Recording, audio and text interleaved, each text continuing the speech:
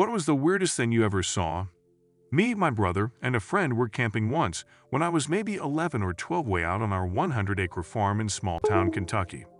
I woke up around 1:30 or so in the morning and could faintly hear a piano being played that sounded like it was coming out of the woods about 100 yards from our campsite. There is not a house or building or anything anywhere near that spot on our farm.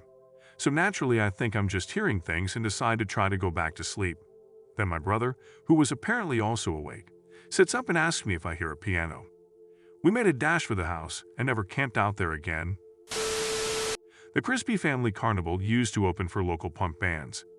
Crispy himself was a jovial fellow with a big mustache, whose part in the act involved sword swallowing and lifting a car battery off the stage with chains attached to his nipple rings.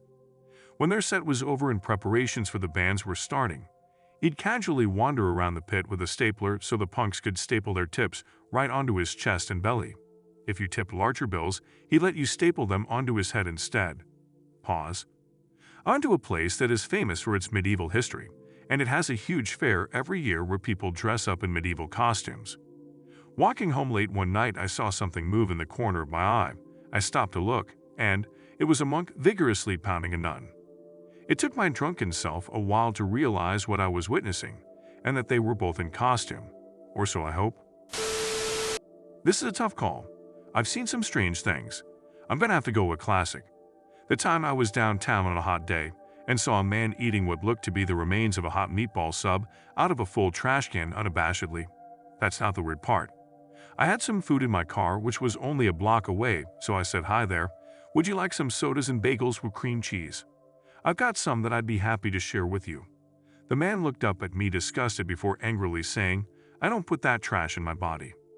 I had to walk away. I didn't even know what to say or if I would laugh. I was just like, "Oh, have a nice day." I mean, weird and morbid, I guess. I was walking around the neighborhood in my Lake Cottage neighborhood after a few beers on a nice summer's afternoon. Birds were chirping, cool breeze off the lake, and I see a big dog running at me, and I was all excited because I've never been attacked by a dog before, but the dog was dragging something smaller behind it, and as it got closer I realized it was another smaller dead dog. The genius owner decided it would be a good idea to leash his massive sheepdog-looking thing to a smaller dog, and I guess it broke the smaller dog's neck and was running around in a panic, barking and yowling. I was like, all right, I'm glad I'm not tripping on shrooms right now because this is whack. But it got worse. Some little girls came running down the road shortly after looking for their dog and saw the crime scene, and they started crying, and I didn't know what to do, so I just said the little dog was asleep while it was most definitely not in the best of shape. They saw through my bullshit and kept crying. Then another man comes running down the road towards me, and I'm starting to think back to what I did wrong in the last few weeks to deserve this. Man starts hyperventilating, saying, "Oh God, oh God." I'm literally standing there with a beer while kids and a man are crying next to a howling dog attached to a broke-neck dead dog. And I was just trying to enjoy a nice summer walk. I'll never forget it. It was the strangest string of events. I seemed to just have everything magnetized to me that afternoon. My friend and I gained an extra 15 minutes or so going to class one night. I think I've told this on Reddit before, but anyway. It was March 26, 1997. We remember the date because it turned out to be the day the Heaven's Gate cult committed mass suicide. My friend and I took a class together at a local community college, so she would come to my house at 6 p.m., hang around for a few minutes, and we'd head off to our 6:30 class. She gets to my house at 6. We watched The Simpsons until the first commercial break, as we always did around 6:10. We leave the house, both of us remembering seeing the dashboard clock in her car showing the correct time. It was about a 15-minute drive to the school. We head to school around 6:25. I hang around for a minute with a friend who's having a smoke outside, then head in. We sit down in a fairly empty room. The clock in the classroom says 6:10, but we assume it's wrong. My friend's watch says it's nearly 6:30, as we'd expect it to be. We wait. Eventually, people start trickling in, and class starts 20 minutes later. We're wondering what the hell is going on. My friend checks her watch a little while later in class, and it is now showing the same time as the classroom clock. Once class was over, the dashboard clock in her car is the same as her watch. We have no idea what happened, and neither have really heard a good explanation from others as to how we appear to get out of sync with everyone else. I was probably 6 or 7. I was at a pet store with my dad that he went to often, because they had a good fish section, and my dad had 2 fish tanks that he was very invested in. While he was talking to the employee about something they would recommend or whatever, I was off in the store just browsing. A kid, probably a couple years older than me, came out from behind a fish tank, like from the employees-only area, the back of the store, and motioned me with his fingers to follow him, to the area behind all of the fish tank displays. He then took out a tube of toothpaste from his pocket and squeezed a bunch into his mouth and chewed it and swallowed it. He then offered me the tube and said, "Hey, do you want some?" I didn't say anything. I turned around and went to go find my dad. And then I held his hand until he bought whatever fish supplies he needed, and then we drove home. I wonder where that kid is now. Does he still enjoy eating aqua fresh? Does he understand and realize that I will remember his offering of his toothpaste to me that day in the pet store until my final days? Around the time I was 11, we moved from town out into the country. It wasn't far from civilization, just about 12 miles from the town we moved from, and only 2 miles north of the much smaller town of Knight's Landing. We were right on the Sacramento River, surrounded by several acres of walnut orchard. On either side of the property were open fields used for various crops during the years I lived there. Bordering the property perpendicular to the orchard was the river road on one side and a fairly busy highway on the other, Route 113. We did not maintain the orchard, we just rented the house on the land.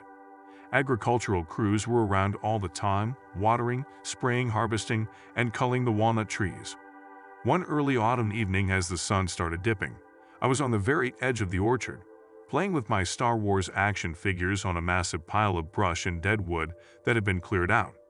Yes, I still played with action figures on the cusp of junior high. Shut up. It made a pretty good indoor for my Ewoks. I came around one side of the brush pile, glanced at the empty, plowed field occupying the next lot, and stopped in my tracks. I swear I was looking right at a pair of Sasquatches. Not face to face, of course. I would say at about 300 yards from where I stood paralyzed were 2 hulking figures. They were sitting or squatting right in the middle of the field, facing away from me. Both appeared solidly black, with large heads, no necks, and massive wide shoulders. Apart from a few minor head turns, they did not move. I tried to make sense of what I was seeing. Why would a couple of very large, weirdos don football pads and identical heavy black coats, it was still quite warm, then go sit in the middle of a dirt field? My childhood interest in cryptozoology was never far from my mind, so the word Sasquatch occurred to me. That didn't fit either. This was not the remote forests of the Pacific Northwest. This was flat, agricultural land right in the middle of California's north-central valley. There was some dense foliage along the river, but that was a narrow strip. Cars went by on the highway not far from the 2 figures, oblivious. I processed all of this for about 30 seconds. Then I made a run for the safety of the house. I figured even if they saw me and gave chase, they gave no indication of noticing me whatsoever. My house was close enough to make it safely indoors long before they covered the distance. Even my paranormal adult brain knew they couldn't be Sasquatches. The area just didn't fit the location profile, so I decided to get a second opinion. "Dad," I yelled as I burst through the door, "come quick, and bring your binoculars." Dad decided to indulge me, got up from whatever he was doing, and grabbed his binoculars. My heart pounding in my throat, we walked back across the property to the brush pile. I was afraid they would be gone. I was afraid they wouldn't be gone. I was really afraid they would have moved closer. They were still there, not having budged an inch from their original position. Dad peered at them for a good long moment through the binoculars. "Well?" I asked. Dad gave kind of a dry, nervous chuckle. "It looks like a couple of big monkeys," he said. My blood froze. Independent confirmation. I don't really remember what happened immediately after that. I didn't ask to look through the binoculars. Dad didn't offer. We walked back to the house in silence. It wasn't brought up again. The 2 figures never reappeared, but it was a long time before I would venture out to play on the edge of the orchard at dusk.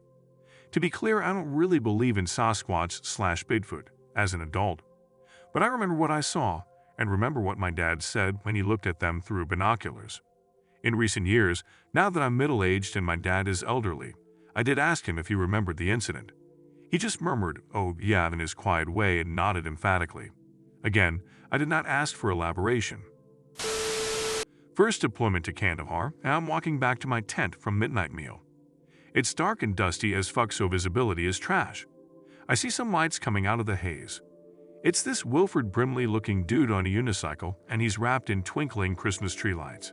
I have no idea what the fuck they are plugged into, but they are working. He's maintaining a pretty good pace on this unicycle and quickly cycles past. His balance is perfect. I am dumbstruck and watch him pedal off into the darkness, lights twinkling. Where to start? I'll just talk about the earliest one I remember. We lived on acres of communal family land, and there was a spot that I would always play at every day. I was probably pre-kindergarten age, but recall seeing who I assumed was my grandma, walking from the dining room to the living room. The spot I played in was near my front door, and when you open our front door, you see the dining room with a covered doorway directly opposite of the front door that led straight into the living room. I used to follow after what I assumed was an old lady with long gray hair that I thought was my grandma, as my grandma also had long hair. Grandma was short though, and this person was tall, wore something long and light every time I noticed them. We had those stringy things, not so different from the bead curtains people hung on their doorways, but ours was colorful plastic strips. Lol. Anyway, she would cross from the dining room to the living room through that doorway, and I would follow her. But she was never in the next room when I got past the curtain, even if she was close enough for me to touch.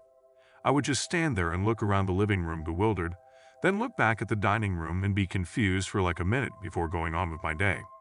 I also thought I saw a lot of things from the corner of my eye. But when I turned to look at it directly, there was nothing. When I thought back on it, this only happened outside on the rocks I played in. So those rocks were all new white beach rocks that were outlined in a rectangular shape with old black lava rocks. About 15 years later, we were living in a house next door. Anyway, a massive dump truck carrying dirt comes back there to turn around. We lived way back in the jungle with just one dirt road going in and out, and it was shared with a neighbor. While turning in front of my old house, the dump truck got stuck or almost capsized when the ground partially collapsed under one of the wheels. It made a hole in the ground, and from what I saw from my window, it looked like a cave. My dad walked over there to help them, and when he looked into the hole, he told the men to bury it before they leave. There was a lot of talking, and the guys seemed spooked. They buried it quickly, spoke to my dad again, and left. I remember running out there to look, but my dad cursed me out, which was like super rare back then. So I went back into the house and just looked out the window. I couldn't go near it, and I remember being super curious and really pissed that I couldn't peek into it too. I'm still mad I didn't get to look. Later, I overheard him talking to Mom and the other adults. It turned out to be an ancient burial mound. They said it was most likely family members because this land has always been in our family. Dad said what scared him though was that there were still bones in there. I was at Red Rocks Amphitheater one night with a friend. There was no concert, but it was sort of a hangout place. We pulled up and parked and got out of the truck. Went to the top of the seating area, and immediately the wind picked up, like crazy windy. There was what looked like a spotlight or flashlight moving up towards the top, just weaving in and out of the bleachers. It kept moving toward us, and we could see there was no one holding a light. No one at all. We turned around and hightailed it back to the truck, and the parking lot, which was pretty full when we arrived, was completely empty now. Looking back, the light was still moving toward us. Weak FOSA. Early 70s, so not a drone. So not the weirdest thing I ever saw, I'm probably the weirdest thing someone else saw. So I spent the night at a friend's house and had a terrible headache the next morning, like real nauseated. But I also have a heavy caffeine withdrawal reaction, so I need caffeine by a certain time, or I'll be dying to a soul-shattering migraine later. I vomited and the nausea lifted off me. I get nauseated a little too often, so I'm familiar that this only buys me about 30 to 40 minutes of not feeling ill. So I head home. On the way I grab a Starbucks frap and start to feel sick again, so I can't drink in. But at least I have caffeine nearby for when I need it. Trouble strikes. I'm driving home in my 40 minutes ride with a 40 minutes window of not being sick closes. Picking up the coffee cost me a few precious minutes. So I grab a plastic bag in my car and pretty much mess up the timing with pulling over while vomiting. Managed to pull over while braking while vomiting. Someone behind me must have seen me in distress because they pulled off behind me. This is where everything lines up. I have to get this coffee in my body, I'm dangerously close to my deadline, and I'm desperate, and finally, thanks to vomiting, I've got another 30 to 40 minutes window. To what I can only explain as a cosmic horror, the man behind me must have thought I was chugging a cup of my own vom. Because when I tell you I consumed that coffee with gusto, and the speed at which the concerned citizen peeled out to flee, that must have been what they thought I was doing. I'm so sorry, fellow motorist, if you're on Reddit. I am sorry for the psychic damage I inflicted upon your soul. I saw a coworker pick up a used condom with his bare hands and said, "Don't tell anybody." I saw 3 black dots strangely in the sky when I was a kid in New Hope, Minnesota. I filmed them, but the tape was either lost or recorded over. The footage wasn't great, but me and my buddy were freaked out. I've looked into footage recovery on a mini DV tape, whatever it was called. It's over $1,000 for a maybe, sadly. I once picked up a 1/4 full water bottle near where I recorded the UFOs off the side of the street and did a really hard hook shot to throw it into the baseball field without looking. I heard a strange clang. Turns out it landed in the garbage bin near the baseball fence wall, maybe 80 feet away, slightly downhill. I went to use the bathroom stall, same workplace as the condom dude, and in the toilet I shed. I saw an unflushed turd so massive my ass would bleed if I passed that stool dude. You could easily hide a military grenade in this, and I've never seen a grenade in person. I'm talking baseball-sized diameter at least. I was in baseball for years. This is an accurate estimate. I fucking wish I would have taken a picture, man. At the same time, it was so disturbingly wide that I would have shown many people a map. People don't always need to see what you've seen. I had to use the bathroom, so 2 flushes took it down. We had strong toilets there. I was looking at a fishing dock as a kid on Lake Osakis, Minnesota, and saw a huge bass chasing a loon underwater, or a loon chasing a huge bass. I don't remember who was chasing who, lol. Blew my mind. I saw an old man riding his bicycle and crack his head on the ground. He immediately had a pool of blood. I unfortunately have it on dashcam. He just stopped and tipped to his left, absolutely no supporting himself.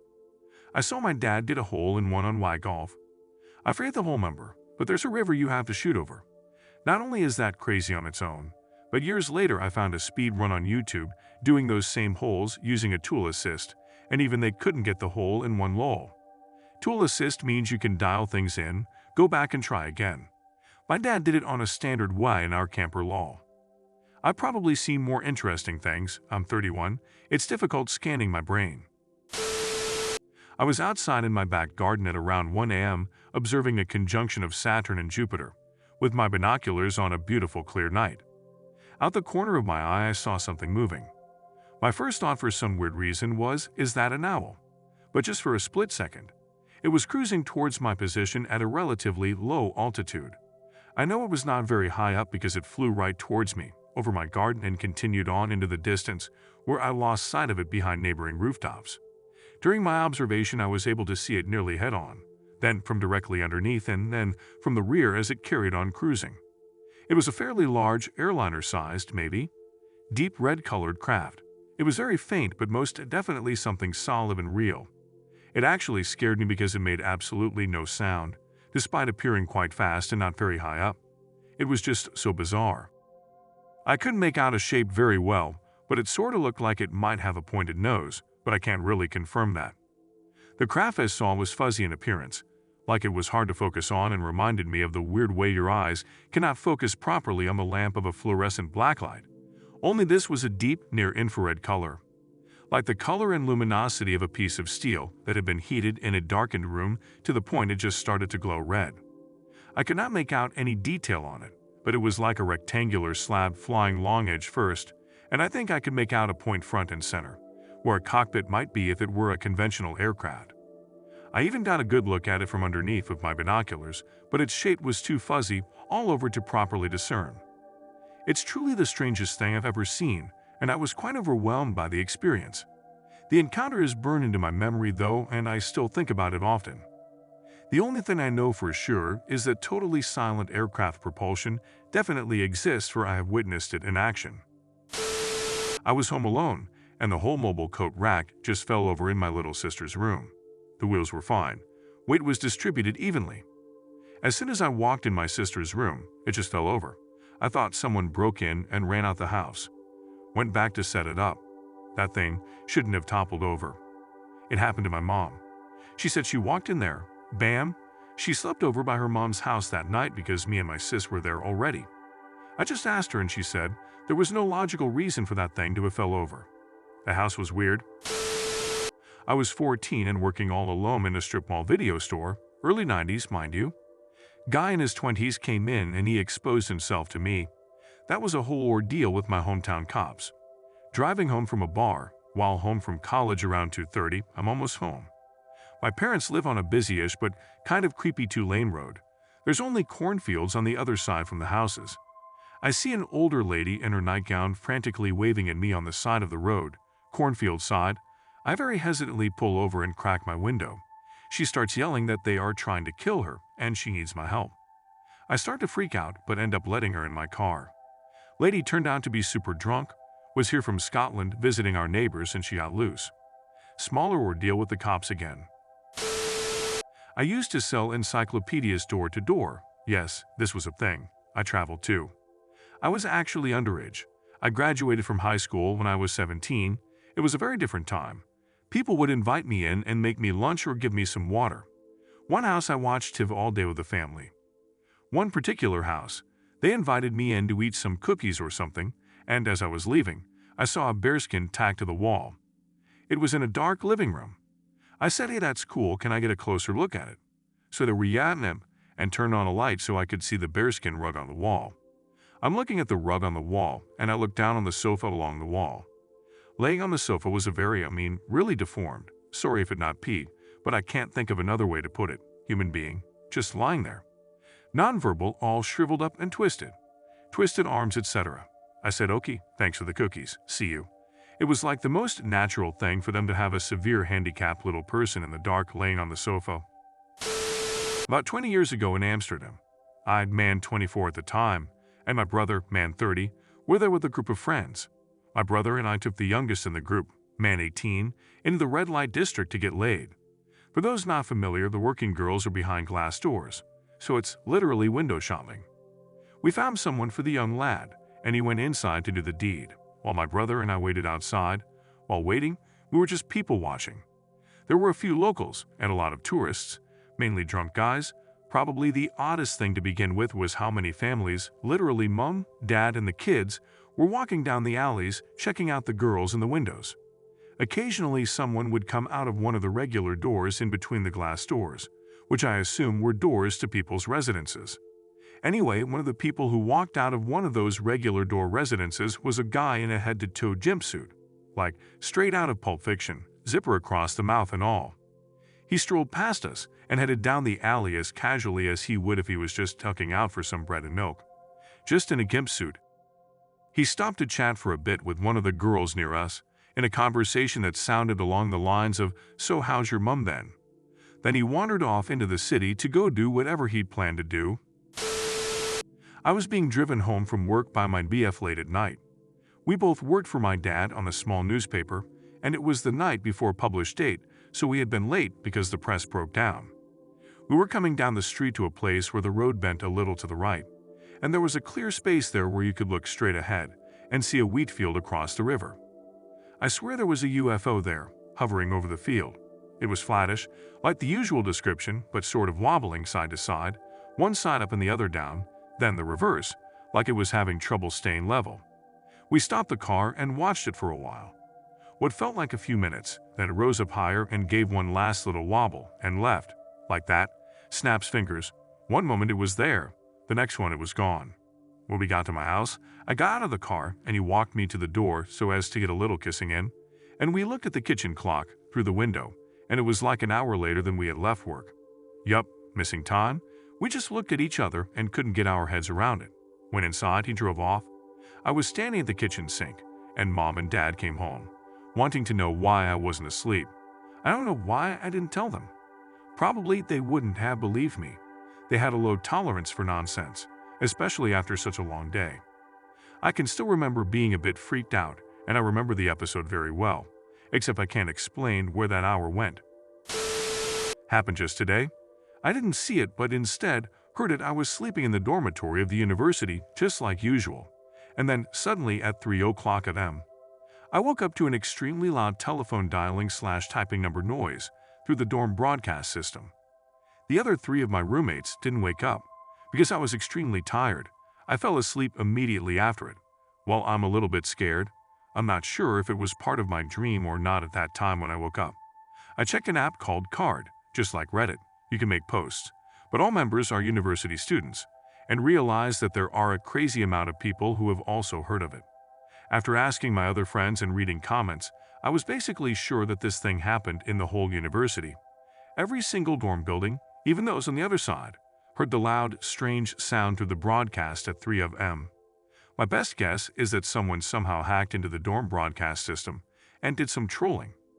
While other people felt extremely creepy or just straight up didn't hear it, I was just annoyed that I woke up because of the sound lol. The weirdest thing I've ever encountered unfolded on a seemingly ordinary night that took an unexpected turn into the surreal. It happened during one of my usual late-night walks through the city, a practice I've adopted to clear my mind and find solace in the quiet streets away from the daytime hustle. This night, however, the streets weren't as empty as I had anticipated, and my path led me straight into the heart of an experience so bizarre, it has since blurred the lines between reality and the figments of my imagination.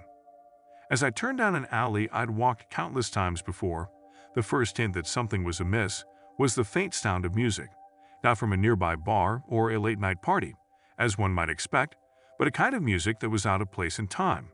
A haunting melody played on what sounded like a theremin, creating an eerie atmosphere that seemed to warp the space around me. The closer I got, the more the temperature dropped, sending shivers down my spine, not solely from the cold, but from the anticipation of the unknown. Emerging from the alley, I found myself facing a scene that could have been lifted from a carnival of the damned. Bathed in the glow of flickering streetlights was a gathering of figures, their faces hidden beneath elaborate masks, dancing in a circle to the ethereal music. In the center of this circle was not a person but a large antique mirror standing upright, unattached to anything that could hold it in place.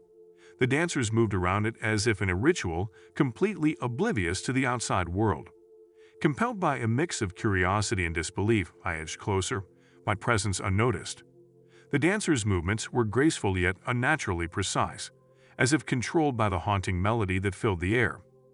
But it was the mirror that drew me in, its surface shimmering in a way that didn't reflect the world around it.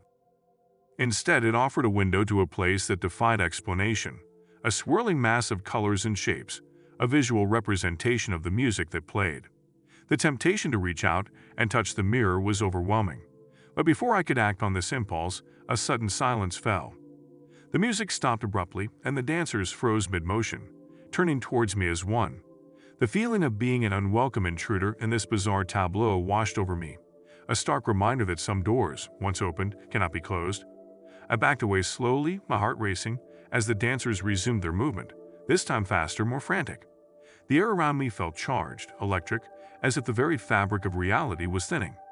And then, as suddenly as it had appeared, the entire scene began to fade, the figures, the music, and the mirror dissolving into the night, until all that was left was an empty street and the sound of my own breathing. I've walked the same route many times since, at the same hour, hoping to find a clue or explanation for what I witnessed. But the alley remains just an alley, the night is silent as it should be. The experience has left me with more questions than answers, a reminder of the mysteries that lurk in the shadows of the ordinary, waiting for those willing to look beyond the surface. The weirdest thing I've ever seen wasn't just an event, it was a glimpse into the unknown, a moment where the world revealed its hidden depth, a reminder that reality is not always bound by the rules we understand. It's a memory that haunts me, a story that seems too strange to be true, yet too vivid to be anything but.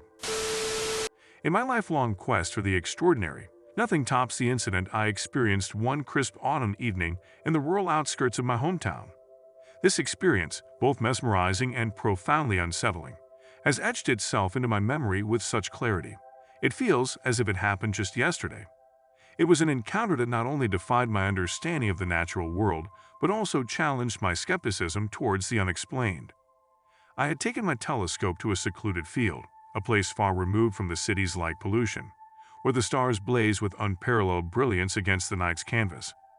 My intention was to lose myself in the celestial wonders, to peer into the depths of the cosmos and perhaps catch a glimpse of a shooting star or a distant galaxy. However, what I discovered that night was not in the sky, but on the very ground I stood upon. As the night deepened, a faint, pulsating light caught my peripheral vision. Assuming it was a trick of the eye, I ignored it at first, but the light persisted, growing brighter and more insistent.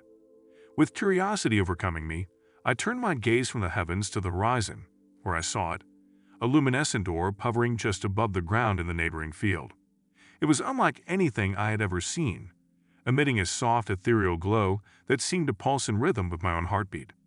Compelled by a mixture of fascination and apprehension, I approached the phenomenon, each step taken with cautious intrigue. The closer I got, the more the orb seemed to react, its light intensifying as if acknowledging my presence. When I was no more than a few feet away, the orb suddenly expanded, revealing within its core a kaleidoscope of colors that swirled and danced like the auroras of the far north. Transfixed, I reached out a hand, my fingers inches from the vibrant spectacle, when the orb reacted once more. It contracted rapidly and shot upwards into the night sky, leaving behind a trail of luminescent particles that slowly faded into the darkness. In that moment, the field was silent once more, the spectacle gone as quickly as it had appeared, leaving no evidence of its existence save for the awe and wonder coursing through my veins. The encounter left me with more questions than answers. Was it a natural phenomenon, a rare atmospheric condition, or something entirely unexplainable? I've scoured scientific journals, consulted forums dedicated to the paranormal, and even returned to the same field on numerous occasions, hoping to witness the orb again. Yet, it remains a singular event, a personal encounter with the unknown that defies logical explanation. This experience has reshaped my understanding of the world, reminding me that there are mysteries in this universe that are beyond our comprehension. It's a humbling realization, one that has fueled my passion for exploration and discovery. The weirdest thing I've ever seen wasn't just an anomaly. It was a gateway to the realization that the universe is filled with wonders and mysteries, waiting to be discovered by those brave enough to look beyond what is understood into the realm of what is possible. It was on a late summer evening, during one of my urban exploration adventures in an abandoned psychiatric hospital, that I encountered something so bizarre and unsettling. It has forever altered my perception of reality and the supernatural. The hospital, which had been closed since the late 80s, was notorious for its grim history and tales of hauntings, a perfect location for an enthusiast like myself, drawn to the adrenaline rush of exploring the forgotten and the haunted. Armed with just a flashlight and my camera, I navigated the dilapidated hallways, the silence punctuated only by the sound of my footsteps and the occasional drip of water. Graffiti-covered walls, shattered windows, and remnants of its past scattered on the floor, old medical equipment, patient records, and faded photographs, created a haunting atmosphere. After several hours of exploration, I decided to venture into the basement, rumored to be the most haunted part of the hospital due to its use for lobotomies and electroshock therapy. The air grew colder as I descended the stairs, and a palpable sense of dread settled over me. It was here, in the bowels of the hospital, that I saw it, an old wheelchair, positioned in the center of the corridor, slowly wheeling itself back and forth. I froze, my heart pounding in my chest, as I watched the wheelchair move with no apparent force acting upon it. The rational part of my brain scrambled for an explanation: drafts, uneven floors, anything that could justify the eerie sight before me. Yet the movement was too deliberate, too purposeful to be dismissed as mere coincidence. Compelled by a mix of fear and curiosity, I approached the wheelchair, my flashlight's beam fixed on it. As I drew closer, the movement stopped abruptly, and the air around me grew inexplicably colder. I reached out tentatively to touch the wheelchair, half expecting it to lurch forward on its own once more. But it remained still, as if mocking my apprehension. It was then that I heard it, a faint whisper, echoing through the corridors, calling my name. The voice was indistinct, neither male nor female, imbued with a sorrowful longing that sent shivers down my spine. I spun around, flashlight sweeping the darkness, but there was no one there. The voice continued to whisper, a lament that seemed to emanate from the very walls of the hospital. Panic set in, and I fled the basement, the whispers following me until I burst out into the night air, gasping for breath. As I looked back at the looming silhouette of the hospital, the whispers ceased, and the oppressive feeling of being watched lifted. The experience has haunted me ever since. I've returned to urban exploration, but with a newfound respect and caution for the stories and histories of the places I visit. The moving wheelchair and the disembodied whispers challenged my skepticism, leaving me with an unshakable belief in the presence of something beyond our understanding. It was a reminder that some places are imbued with the emotions and tragedies of their past, capable of reaching out to those who dare to venture into their domain. The weirdest thing I've ever seen happened a few years ago, on a routine walk through my neighborhood. It was late in the evening, just as the sun was setting, giving everything that golden hour glow. I was walking past a small, unassuming park when I heard the faint sound of music. Curious, I followed the sound and stumbled upon a scene straight out of a surrealist painting. In the center of the park, surrounded by a small crowd, was a group of people dressed in elaborate Victorian-era costumes, complete with powdered wigs and all. They were having a tea party, complete with fine china and a plethora of cakes and sandwiches. But here's where it gets weird. Alongside them were 3 llamas, also seemingly part of the tea party, adorned in small, custom-made hats and bow ties. The animals were calmly sitting around the table, occasionally being fed treats by the party-goers. No one seemed to notice or care about my presence, as if a man walking his dog stumbling upon a Victorian tea party attended by llamas in the middle of a modern-day park was the most normal occurrence in the world. I stood there for what felt like an eternity, taking in the surreal scene before me. I eventually walked away, half convinced I had dreamt the whole thing up. To this day, I have no explanation for it. It remains the most bizarre, inexplicably weird thing I've ever witnessed. My weirdest experience also involves animals, but of a much wilder variety. I was on a road trip through a remote part of the country, miles from the nearest town. The landscape was barren, with nothing but the road stretching out for miles in front of and behind me. Suddenly, up ahead, I noticed something odd crossing the road. As I got closer, I realized it was a parade of animals, led by a peacock with its feathers in full display, followed by a line of ducks, 2 goats, and, bizarrely, a pig. They were not hurried or scared by my approaching car. Instead, they crossed with a sense of purpose and dignity, as if they were on a mission. I stopped the car, watching this odd procession cross the road in the middle of nowhere. Once they reached the other side, they continued on into the desert, the peacock still leading the way. I drove on, perplexed and amused, wondering if I had stumbled upon a secret animal kingdom I was not supposed to know about. It was a strange reminder of the unpredictability of nature and the hidden wonders of the world.